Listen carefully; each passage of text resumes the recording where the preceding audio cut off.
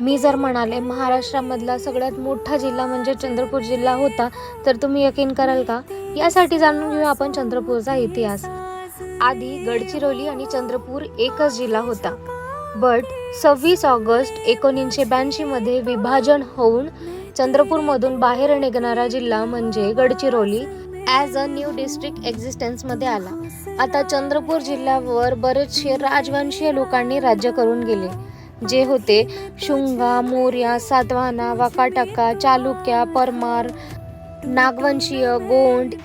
आता त्या काळामध्ये यांनी बनवलेले वस्तू, शिलालेख, शिल्प ते आत्ताही एक्झिस्ट करतात. जसं देवटक इन्स्क्रिप्शन आहे, प्लस एक ग्रंथ आहे ज्याचं नाव आहे मालविका अग्निमित्र. तिथे सुद्धा आपल्या विदर्भाचा किंवा चंद्रपुराचा उल्लेख आहे.